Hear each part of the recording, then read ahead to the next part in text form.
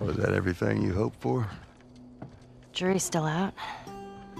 But man, can't deny that view. Come on, this way.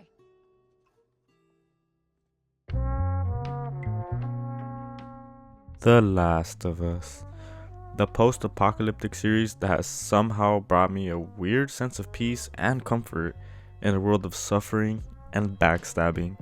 Don't take that one too literally, Joe. What the fuck? Damn it. And this is supposed to be the good guy? I have some questions. Okay, so I'm doing too much. Whatever. Just cue the actual intro. Damn.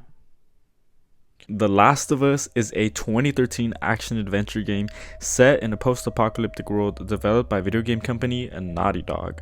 The game received universal acclaim and damn near perfect scores all across the board. If you know anything about this game, you know how important and memorable it is, building a cult following and becoming well known for its creative gameplay and immersive storyline. One of, if not the biggest reason for this game's success is the story. And you already know what happens when a good story becomes so popular that Hollywood is able to get their hands on it.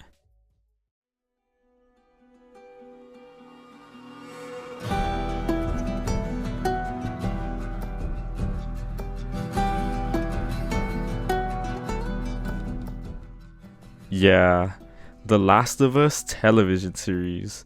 Look, I know from the title and everything I've said so far, while not critical but still kinda negative, you might think I'm about to go in on the show and criticize everything I think is wrong with it, and you're right. But also wrong, because I have a lot to say and it's more complicated than just good and bad. So sit back and strap in, because today I want to talk about what I think were the most important aspects to consider when bringing this video game to life, and how the TV series executed them in comparison. Also, I am going to discuss the season finale separately at the end, because I'm recording and editing all this before it's come out, and you know, recording and editing is super hard, so cool, thank you for understanding, appreciate it.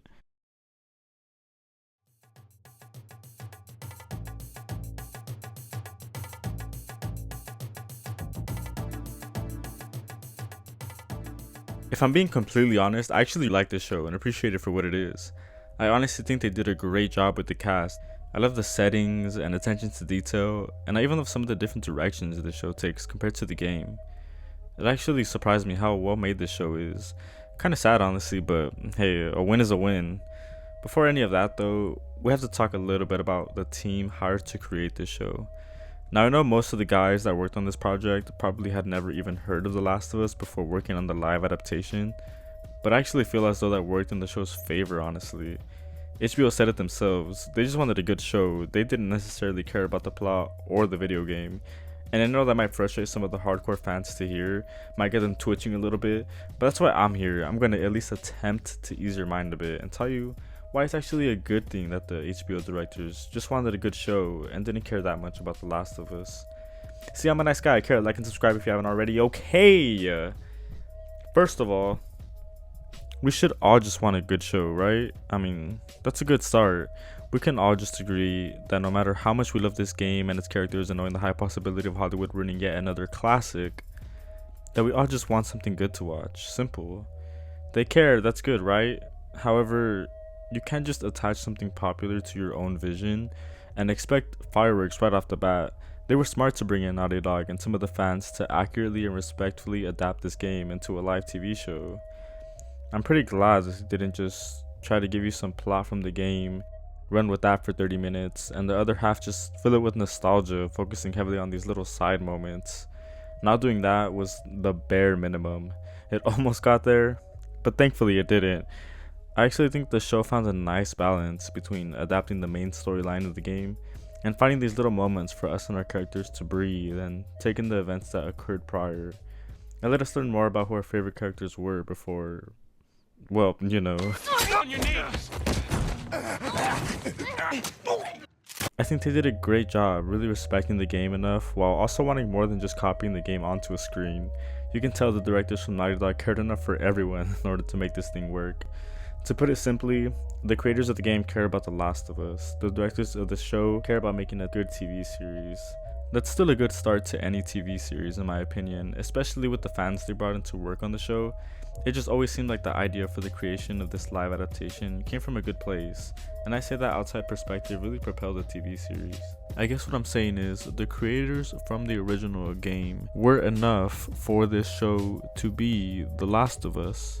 The HBO directors took what they know and applied it to an already popular series, and it worked in their favor because they brought the actual team to work on it. That's why they didn't necessarily need to care that much about The Last of Us. They have enough people who do that, right? We have to consider that when trying to criticize them for past comments that they made about The Last of Us. I know, trust me, it was not good.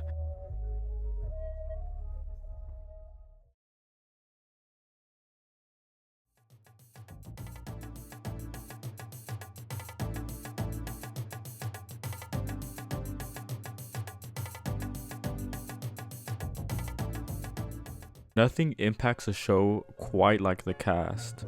It's the difference between a bad and a good show.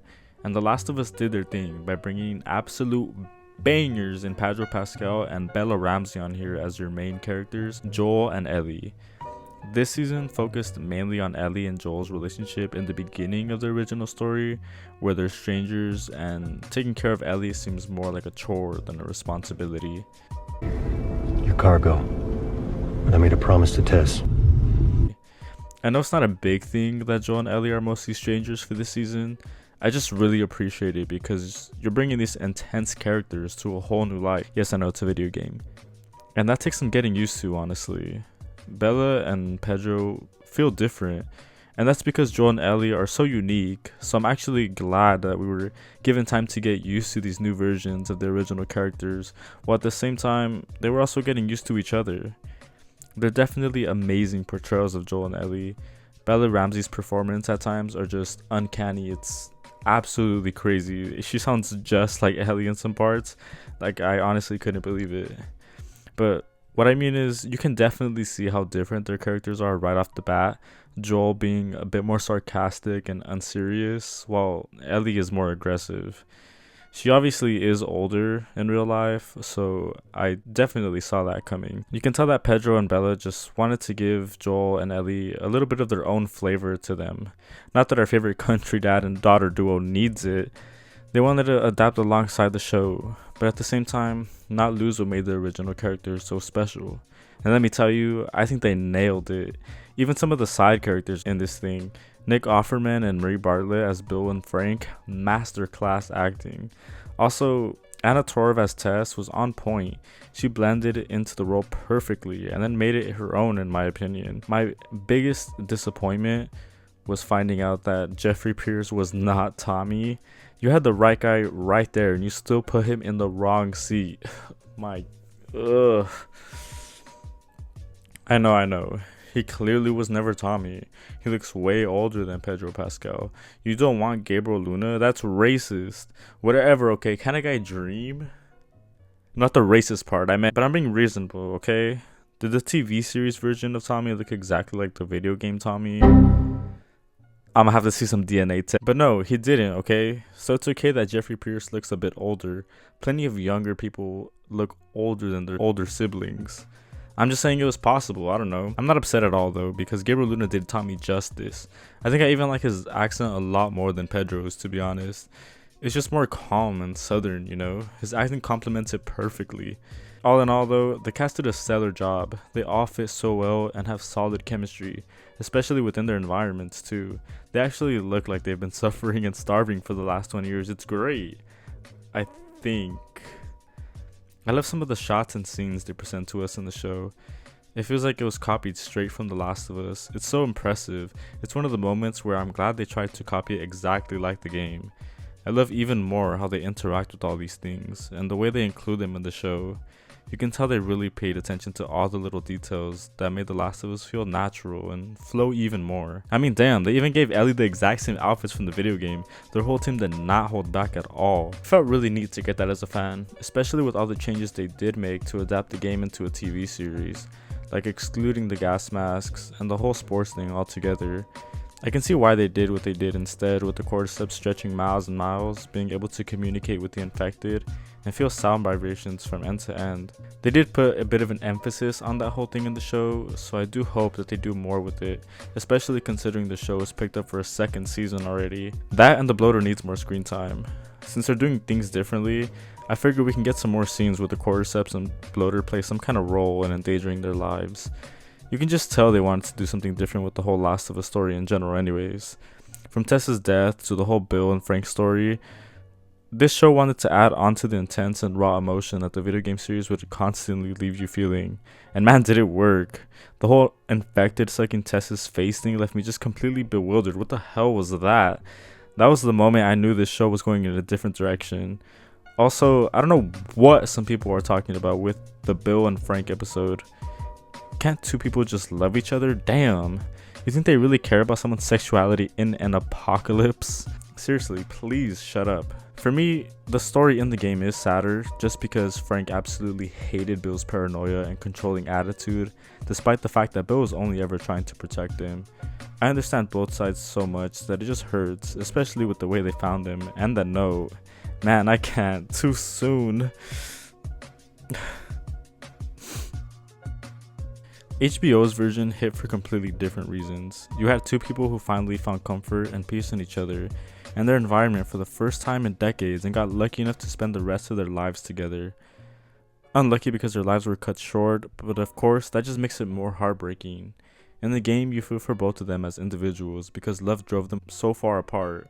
It's sad, but feels more raw. In the show, you feel sad for both of them as a couple, and you feel sad for love in general. There were so many heart-wrenching moments in this episode. It's real disappointing that people couldn't look past sexuality to enjoy such a passionate and heartfelt part of the series.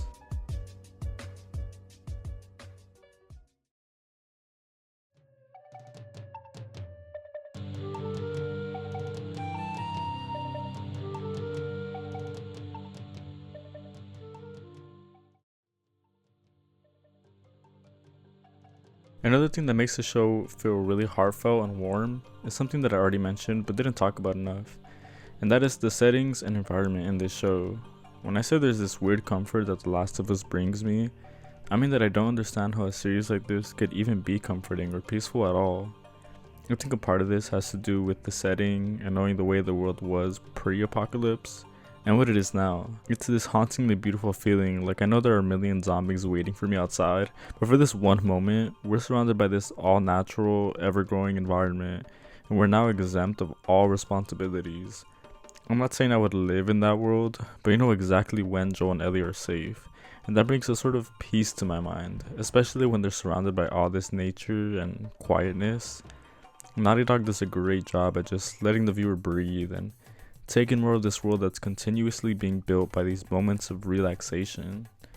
It's like the world's come to a complete stop. There's no chaos, and even just for that moment, you know you can just enjoy the view. Think of the workshop table moments in the game, where it's just you and your tools, and there's never going to be anyone around that will interrupt you, and the happiness you feel when your looting has finally paid off. Well, except for that one part.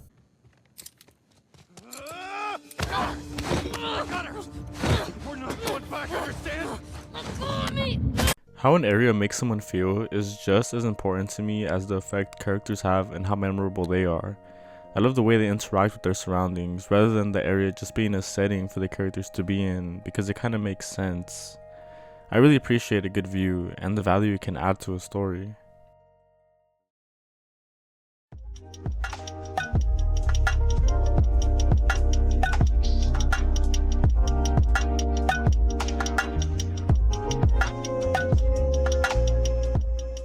This show really did have its moments, but now for the unexpected part of this video.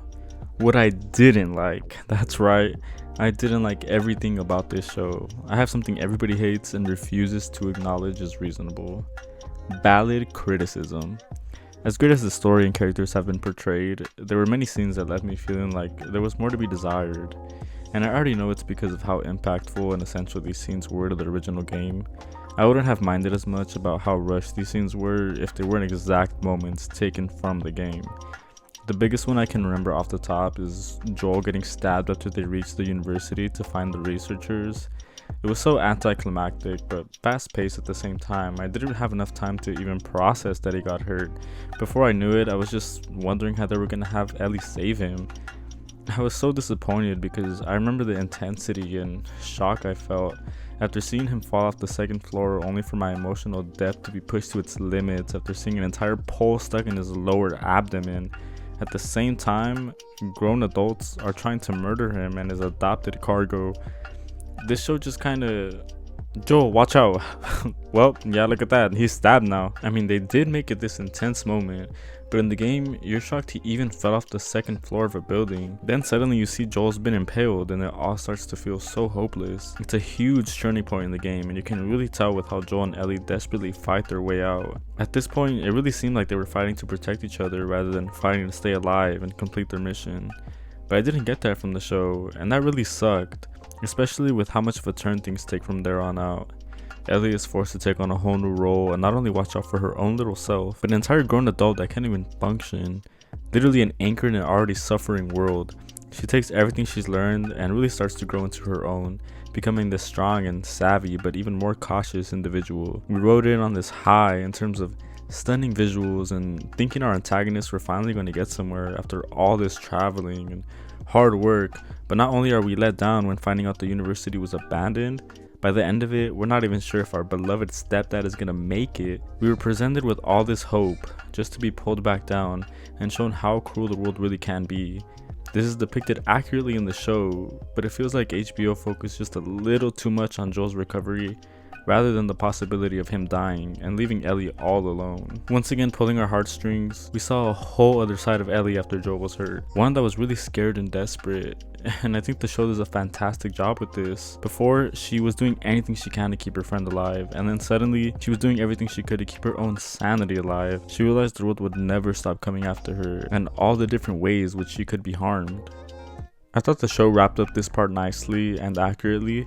However, Joel's near-death experience is just one example of important moments that the show was missing. It just didn't feel like Ellie and Joel ever really connected on that level. Yeah, they went through quite a lot, but it never felt like Ellie and Joel were really challenged together. They just went through a simulation of what a post-apocalyptic adventure would be like, and we were shown only parts of that simulation. I wanted more scenes with Ellie having to choose between morality and survival, specifically when it comes to saving Joel, and how she changes as a result of that while becoming closer and closer to him. Again, I know they went through so many things. I just wanted to see more emotions and consequences faced, like when they survived a herd of infected or a strange cannibal pedo. Ellie not knowing what to do and being desperate enough to rub her own blood on someone's infected wound was amazing. I loved that scene. It felt so real, and like our characters actually knew that there were dire consequences for even the smallest mistakes. I wish they had more scenes like this one. It was amazing to see Ellie be so vulnerable. I never knew what was quite missing from Bella Ramsey's interpretation of Ellie until I saw that scene. I realized that we hadn't really seen that vulnerability that allowed us to care for Ellie and feel for her even more after all she did to stay alive and protect Joel. Bella Ramsey plays the tough guy really well, but it's always important to let us know how the characters are really feeling, because it just makes the risk all the more powerful. We know how scared and afraid she is, so it's all the more meaningful when she does anything she can to help her friends survive. We know how much she cares. She learns more and more that she can't do it without Joel, and the comfort that he brings her in such a savage world. And in turn, this makes her more and more afraid and cautious whenever they're not together. It's so real, and that allows the audience to empathize with her.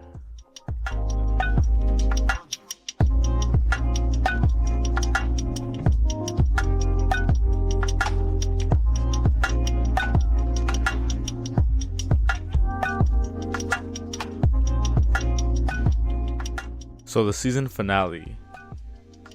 Meh.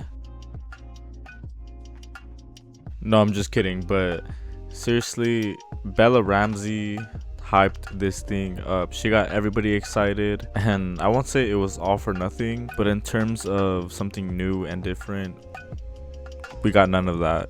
It was everything from the game, but it was live. You know, that's it. It was done amazingly in some parts, but at the same time, it had the same problems that the previous episodes had. And of course, I didn't expect everything to just change with one episode left in the season, because the action is there. The action is amazing and it's great. And, you know, seeing that last scene, Joel just completely taking over. As a fan, I'll be honest, I did want more difficulty for Joel getting through. But again, you know, how much can you really put into 45 minutes? It's tough, it is. And I'll say the biggest problem was pacing.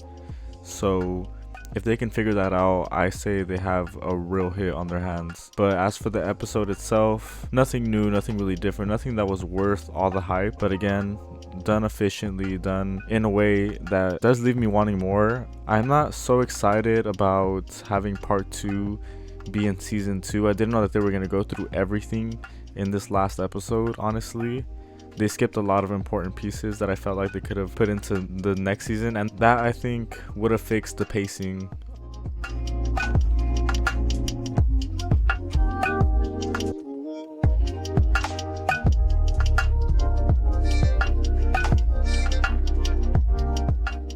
Overall, I feel like there were a lot of risks taken to try and elevate the story, and for the most part, I'd say it succeeded. I think it just failed at trying to relive some of those seemingly small moments that were actually so crucial in driving the story forward. It felt like the team didn't even know these moments were important, as if they cared more about these things happening than the way they happened. The pacing in this show was just not good. But besides this though, I'd say HBO's The Last of Us was a hit, and I hope that this is just the beginning of shows telling a more raw and intimate experience, rather than just trying to put your favorite characters in the same old simple and overdone setting. I'm not saying everything needs to be complex, but the emotions do, because that's how the real world is. The world keeps us emotionally invested. That's why we check in every day, and that's why we checked into this one every week.